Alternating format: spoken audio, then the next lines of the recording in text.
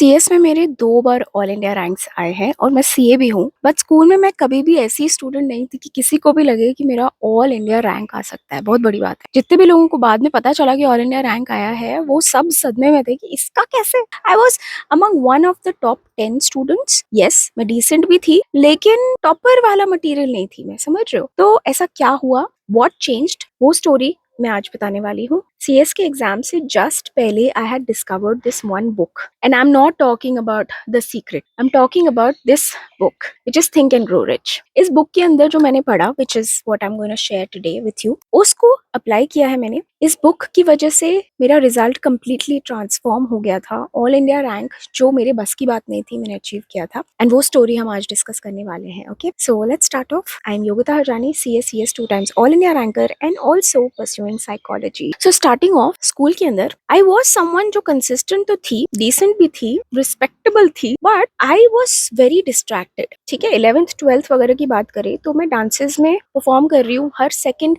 Teachers day function और dances, उसके अंदर मैं परफॉर्म कर रही हूँ। I was school captain, I was part of a lot of administrative works. मैं स्पोर्ट्स भी खेलती थी, तो मैं यही सब करती रहती थी पूरा टाइम।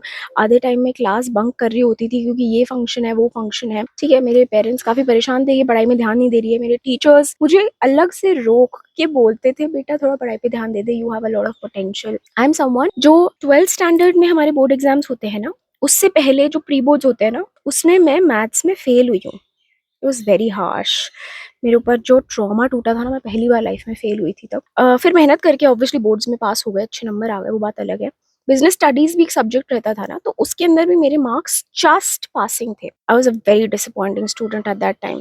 तो किसी को ये उम्मीद करना कि ऑल इंडिया रैंकर बन सकती है, it was not the case. मुझसे बहुत ज्यादा स्मार्ट बच्चे मेरे स्कूल में भी मेरी क्लास में थे, और जब मैं सीए कर रही थी ना, तो उस बैच में भी मुझसे बहुत ज्यादा स्मार्ट इंटेलिजेंट बच्चे थे जो अभी भी लाइफ में बहुत अच्छा कर रहे हैं, मेरे फ्रेंड्स भी है। तो व्हाट चेंज्ड, टर्निंग पॉइंट कहाँ आया? जब सीए और सीएस मैंने साथ में किया है, तो मैंने जब साथ में स्टार्ट कर दिया था, तो सीएस के एग्जाम्स से पहले मुझे ऐसा फील हुआ कि I was being very under estimated and treated badly. ठीक है, तो मेरा मोटिवेशन क्या था वो छोड़ो फॉर द टाइम में, बट मेरे मन में बस एक बात आई थी कि यार कुछ ऐसा हो जाए कि मैं प्रूव कर दूं कि नहीं, I am not that bad, I can be an all India ranker और आई एम वर्दी। ठीक है, तो मैंने बस सोचा कि यार कुछ ऐसा पता चल जाए जिससे ऑल इंडिया रैंक मिल जाए। एंड फिर क्या, मेरा बर्थडे आ रहा था, तो उस टाइम पैसे तो ज्यादा होते नहीं थे, पॉकेट मनी थी मेरे पास, और मैंने सोचा I will gift my self something. तो मुझे बुक्स बहुत पसंद है, तो मैं अपने लिए ये वाली किताब खरीद कर लेकर आई, थिंक एंड ग्रो रिच।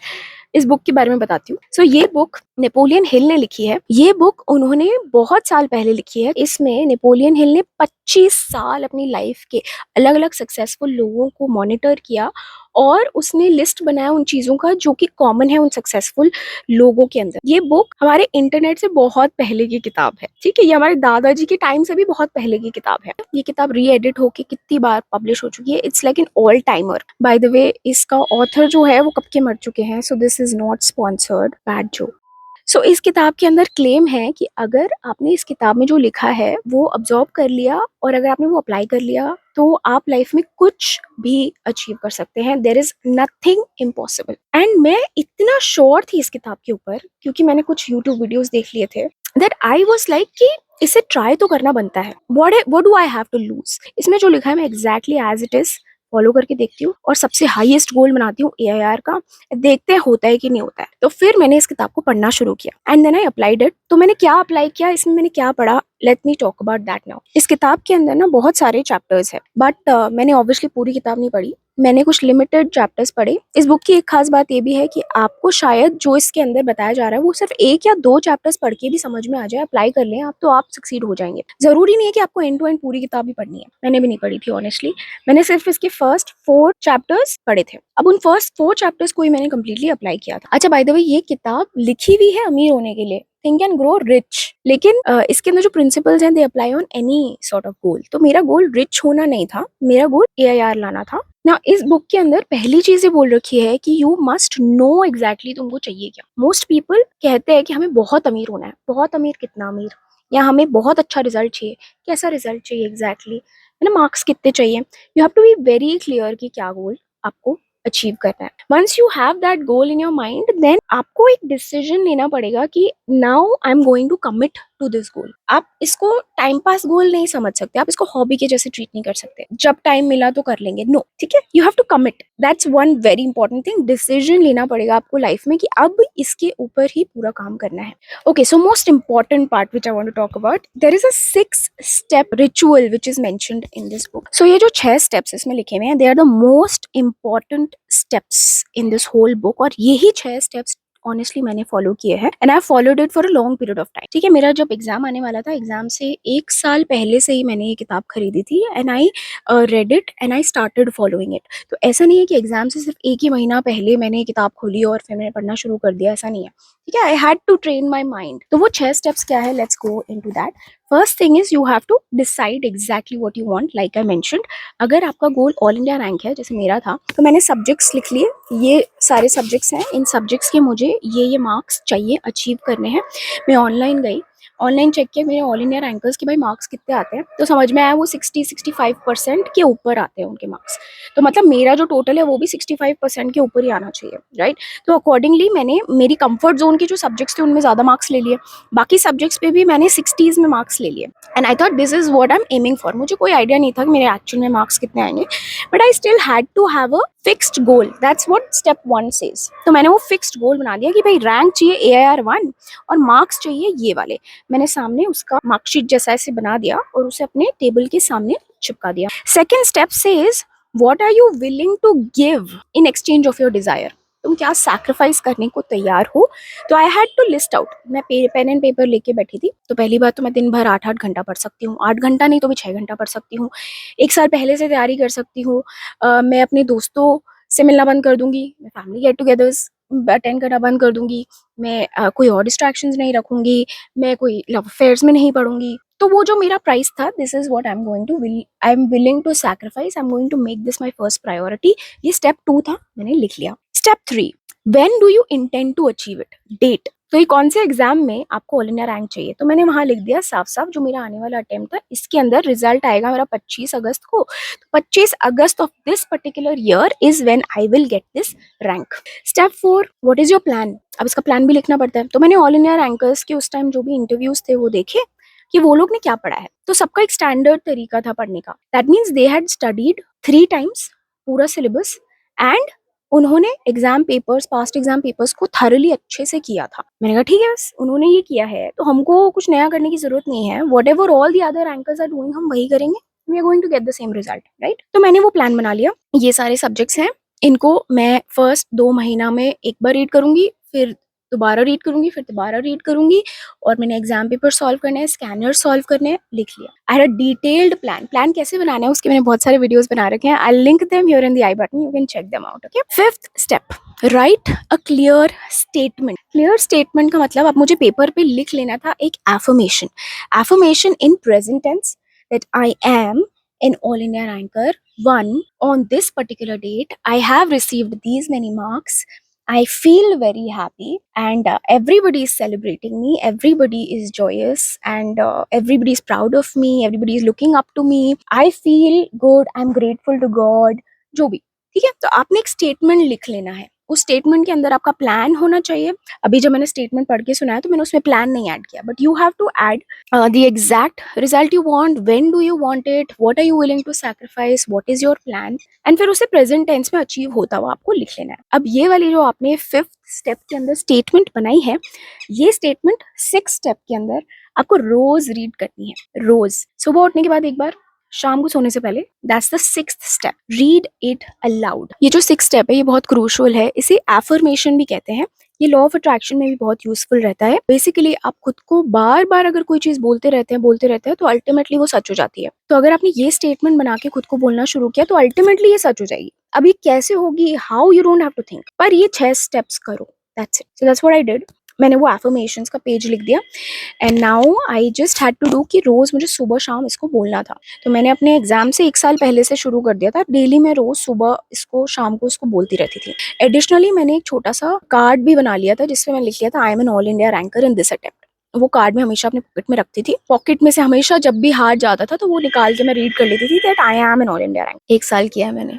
अब सोच रही हूँ, मुझे लग रहा है क्या साइको थी, but bro it worked at the end of the day. What matters? It matters कि it worked. So how it worked, let's go on that. Next stage was the doubt phase. देखो, मैंने रोज की रोज सुबह और शाम में से रीड करना तो शुरू कर दिया, पर मुझे बहुत फेक लग रहा था, बहुत ज्यादा फेक लग रहा था, क्योंकि ऐसे थोड़ी ना होता है यार, बोलने से हो जाएगा थोड़ी, ऐसा होता है। But then at the same time, like I said, ये किताब मुझे इस पे बहुत ट्रस्ट था, क्योंकि अगर कोई आदमी 25 साल अपनी जिंदगी के लोगों को, सक्सेसफुल लोगों को स्टडी करके उसने ये किताब लिखी है, और ये किताब साल से इतनी हिट है और इतने लोग बोल रहे हैं कि ये वर्क करती है, तो करती होगी। मैं कौन हूँ इसे चैलेंज करने वाली? I just have to do the work, right?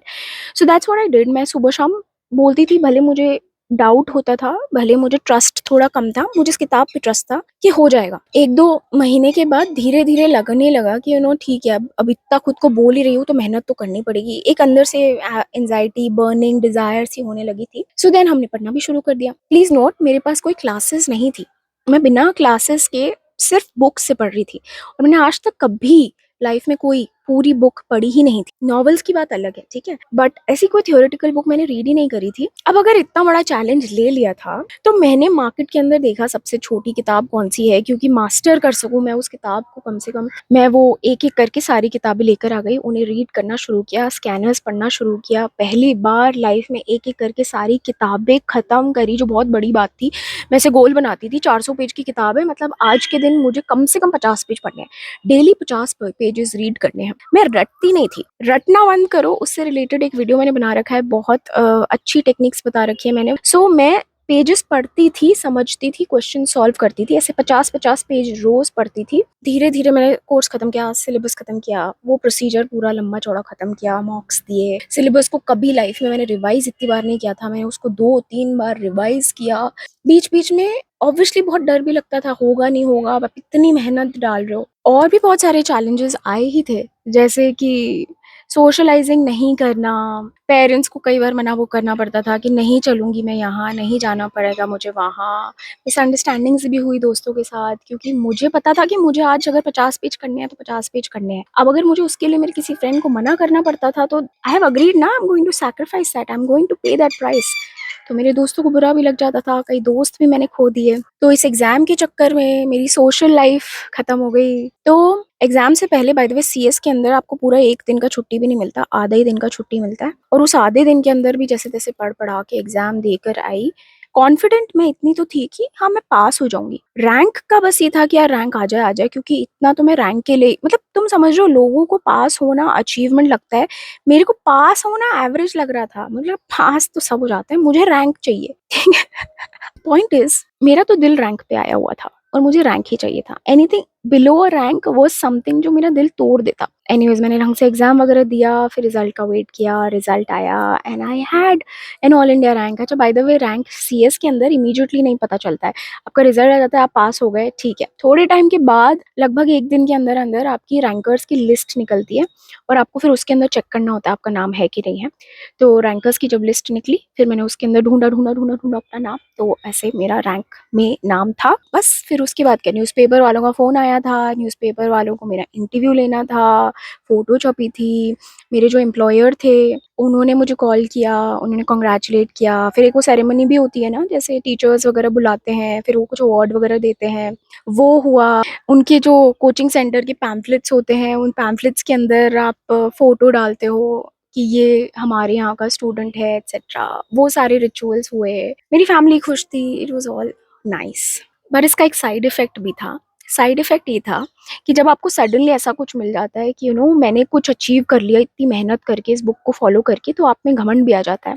और मैंने एक्सपीरियंस किया, मेरा ईगो बढ़ गया, मेरा थोड़ा सा घमंड बढ़ गया। इसके साथ साथ जब मैं 1-1.5 साल कंटिन्यूअसली पढ़ रही थी, रैंक के लिए एम कर रही थी, सब कुछ सैक्रिफाइस करके, तो it has a huge toll on your mind. बहुत ज़्यादा मेंटल हेल्थ पे असर पड़ता है।